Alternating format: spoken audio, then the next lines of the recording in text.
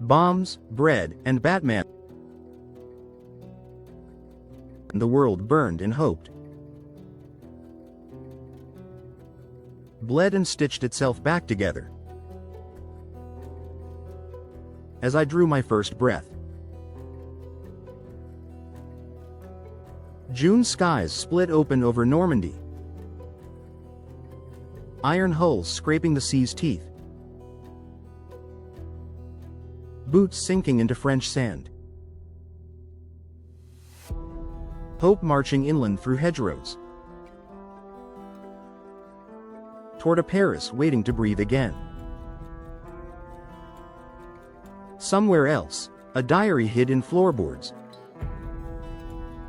pages inked with longing and terror. Until the knock came and silence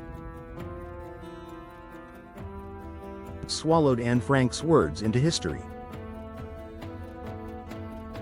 A circus tent caught fire in July. Bright stripes collapsing in ash. The smell of popcorn and fear rising into the summer air. Across oceans, MacArthur returned to the Philippines. A promise kept in saltwater and steel. Some dared end Hitler with a briefcase bomb. But evil clung on, stubborn as rust. Congress chartered the CIA.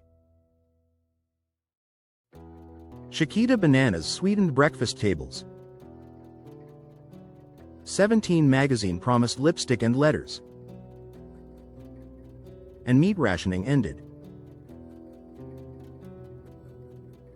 A small mercy on dinner plates. In sports, the Cardinals won the series. The Packers took the gridiron crown. And Montreal hoisted the Stanley Cup. War's shadow meant empty tracks and courts. But a southpaw named Joe Nuxhall, just 15, threw 2/3 of an inning for the Reds. Youngest ever to stand on that diamond. Even if the scoreboard showed an 18-0 defeat. At home, bread cost a dime. Gasoline 15 cents a gallon. Postage 3 cents. A house for $3,475. A car for $975. Life itself priced in smaller numbers. Dreams measured by coffee at 48 cents a pound. Milk at 62 cents. Life expectancy? 62 years. Though no one told the hopeful hearts writing letters home. Or the new parents counting tiny toes by rationed lamplight.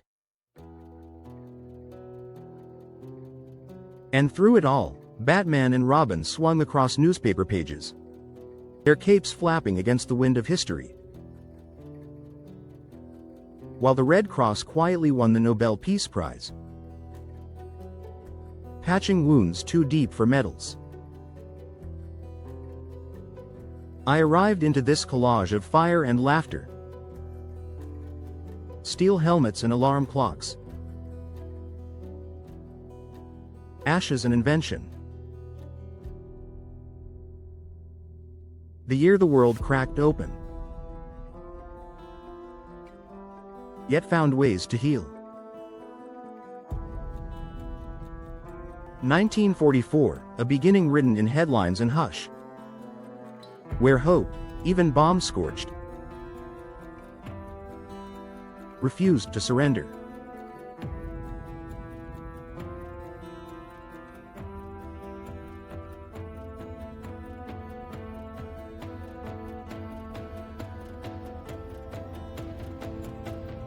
Bombs, Bread, and Batman.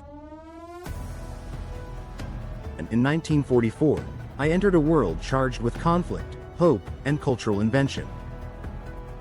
Humanity was at its most destructive and most resilient.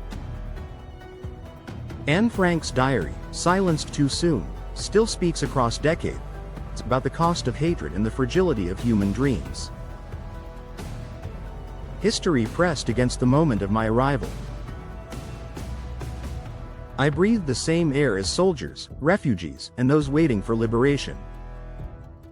What is striking is how war and ordinary life run alongside each other. Much like the never-ending war in Ukraine. A country besieged by a dictator guilty of war crimes on a daily basis. I arrived while armies crossed Europe and Asia. And a baseball player barely 15 years old stepped onto a professional field. Bananas appeared again on kitchen tables. And comic book heroes swung from skyscrapers to distract young readers from nightly headlines. Philosophers and theologians have long asked how joy and horror, good and evil can coexist. Nietzsche spoke of affirming life even in suffering, while Camus wrote of rebellion and hope in the midst of absurdity. Fire and ash on one page, lipstick advertisements and baseball scores on the next.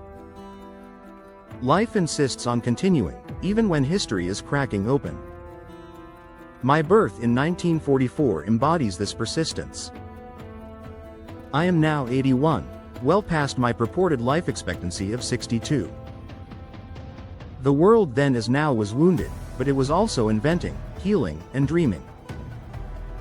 Every life is born into such a collage of bombs and bread, tragedy and laughter, despair and hope, and history is the stage into which each of us first breathes. If you enjoyed this poem and meditation, send feedback and comments, and stay tuned for the next poem.